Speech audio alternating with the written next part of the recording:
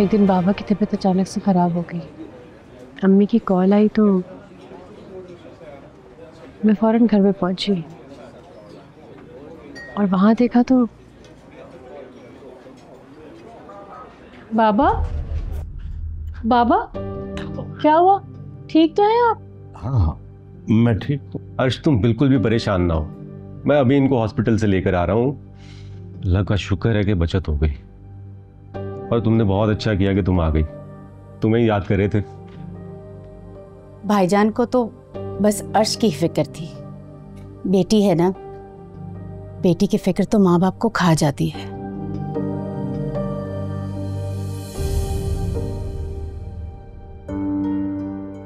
सलमा, अगर मुझे कुछ हो जाए न, मेरी अर्श का ख्याल रख। ना करे। अल्लाह न करे भाईजान आपको कुछ भी हो, और अर्श की तो आप फिक्र ही ना करें। ये मेरी बेटी है। बल्कि मैं तो सोच रही थी कि पुराने सारे गिले शिकवे ख़त्म करके जाहिद और अर्श का दोबारा से रिश्ता जोड़ देते हैं।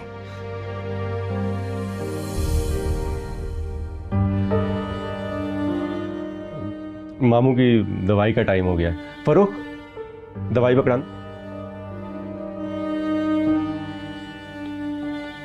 ये वाला चक्कर तो नहीं? इसमें तो आप फार्मेसी के बाहर कुछ मिला रहे थे ना उस दिन। मैंने क्या मिलाना, पागल हो? पाकिस्तान इंडिया का मैच लगे, जाके ना मैच देखो तुम। तुम्हें नहीं पता, मुझे डॉक्टर ने सब बता दिया है। इनको कौन सी मेडिसिन कौन से टाइम पे देनी है, मुझे डॉक्टर ने सब बता दिया। मैं इनकी कब से खिदमत कर रहा हूं। एक सेकंड, फरूख क्या कह रहे हो? क्या मिला है दवाई में? वो जाहिद भाई उस दिन फार्मेसी के बाहर इसमें से सिरप निकाल के कुछ और डाल रहे थे इसके अंदर।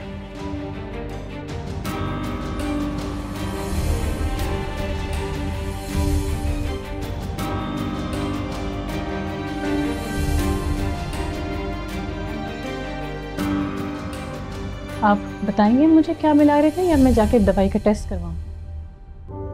अर्श मैं दवाई क्यों मिलाऊंगा? अगर मैंने कोई दवाई मिलाई भी होगी ना तो इनकी बेहतरी के लिए मिलाई होगी। मोहब्बत करता हूँ तुमसे, तुम्हें समझ नहीं आ रही? मैं इनसे मोहब्बत करता हूँ, तुमसे मोहब्बत करता हूँ, तुम सबसे मोहब्बत करता हूँ। ये तो बच्चा है, इससे गलतफहमी हुई हो। बच्चा है इसलिए आज तक पहचान नहीं सका कि आप मेरे बाप को क्या पिला रहे हैं। आप बताएंगे मुझे या नहीं? अर्श तुम्हें गलतफहमी हुई है। और तुम क्या यहाँ पे अदालत लगाने आई हो मेरी? तुम इतने अरसे कहाँ थी जब मैं इनकी खिदमत कर रहा था, इनको डॉक्टर के पास लेके जा रहा था? तब तो तुम्हें कोई ख्याल नहीं आया। आज तुम यहाँ पे अदालत लगाने के लिए, तुम होती कौन हो? मामू दवाई दो। खबरदार, जबरदस्ती है कोई? क्यों जबरदस्ती किए जा रही जब मैं मना कर रही हूं तो? अच्छा अब मैं समझी आपका खेल।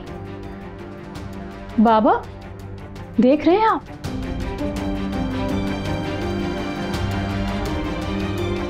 मेरे पीछे आपको गलत दवाइयां पिला के मजीद बीमार कर रहे थे ताकि इन लोगों का प्लान कामयाब हो जाए। ये बहुत हो गया। क्या बाबा बाबा बाबा मजाक बना लिया तुम लोगों ने? मुझ पे इल्जाम लगा रही हो, मुझ पे? और वो जो तुम पढ़ाई के बहाने दूसरे शहर जाके गुल खिलाती फिर रही थी, वो मैं यहाँ पे सबके सामने बता भी नहीं सकता। जबान संभाल के बात करें। क्या जबान संभाल के? क्या जबान संभाल के? घटिया इंसान, तो तुम इसलिए दिन रात मेरी खिदमत करते रहे हो। तुम सलमा, तुम तो सब सच्चाई जानती थी। आज के बाद तुम मेरे लिए मर गई हो। दफा हो जाओ।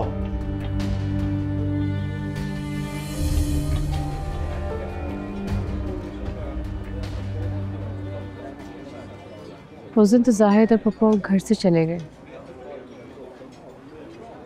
लेकिन अपने थप्पड़ का बदला उसने इस तरह लिया कि उसने बाबा को उस मोहल्ले में रहना मुश्किल कर दिया। मैं हॉस्टल वापस चली गई। उसने वहाँ पे भी मुझे बदनाम कर दिया। कमज़ोर मर्दों की तरह उसने भी औरत के किरदार को हथियार बनाया, मुझे बदनाम करके जीतने की कोशिश की। आए दिन मोहल्ले में मेरे बारे में कोई ना कोई बात मशहूर हो जाती थी। तंग आकर वो मोहल्ला ही छोड़ दिया हमने, और कहाँ शिफ्ट हुए किसी को नहीं बताया। 5 साल पहले हम दोनों के दरमियान ये तय पाया था कि हमारी पढ़ाई मुकम्मल होने तक मैं तुम्हारे रास्ते में नहीं आऊँगा। खुद पे मेहनत करूँगा, खुद को बदलूँगा। 3 साल पहले मैं उससे मिलने के लिए गया, लेकिन हमारे घर पे ताला था, हमारा नंबर भी बंद था और किसी को कुछ मालूम नहीं था कि तुम कहाँ हो। रिदा को भी नहीं। मैं जाहिद से पूछने गया तो उसने बताया कि दोनों ने शादी कर लिया। उसने कहा और आपने मान लिया। कैसे ना मानता? मुझे पहले क्यों नहीं बताया कि तुम उससे मंगनी तोड़ चुकी हो? उससे मंगनी मैंने आपकी वजह से नहीं तोड़ी थी। अगर आप मुझे अपना इंतजार करने का ना भी कहते तो भी मैं जाहिद जैसे शख्स से कभी शादी ना करती। मैं मानता हूँ हमारे दरमियान तय हुआ था कि हम राब्ता नहीं करेंगे, लेकिन तुमने घर बदला था तो एक मैसेज तो कर देती मुझे। नंबर तक बदल लिया। नंबर बदलना पड़ा जाहिद की वजह से। पता नहीं कौन कौन से नंबर से मुझे कौन सब मैसेजेस आने लग गए थे। मालूम होता था जैसे पूरे मोहल्ले में उसने मेरे नंबर बांट दिया है। तो सोचो मैं कैसे पहुंचता तुम तक, तुम्हें कैसे ढूंढता? आप तो वो शख्स हैं जिसने मुझे एबटाबाद शहर में ढूंढ लिया था।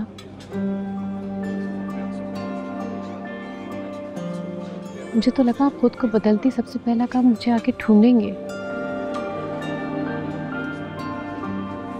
मुझे मालूम होता कि तुम इंतजार कर रही हो तो यकीन जानो दुनिया के आखिरी कोने से भी ढूंढ लेता तुम्हें।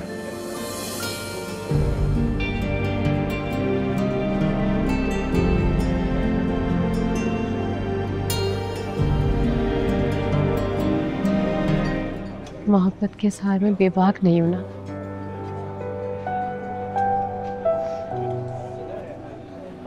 आपने मुझसे जिक्र किया था एक बार कि आप मेरी तहरीर पढ़ते हैं, तभी अपनी तहरीर में हमेशा कुछ ना कुछ हिंट देती रहा करती थी कि मैं आपका इंतज़ार कर रही हूँ।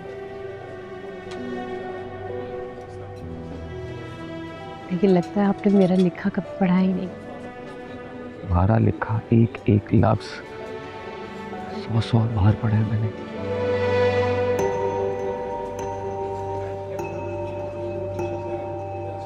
बस कभी समझा नहीं। मेरे दिल ने कई बार समझाने की कोशिश की कि इन लफ्ज़ों में कुछ है जो खास मेरे लिए है, लेकिन नहीं करती।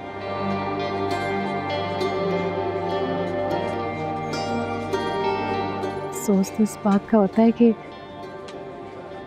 जाहिद को किस्मत एक मौका दिया था मेरा नुकसान करने का। उसने वो मौका भी जाने नहीं दिया।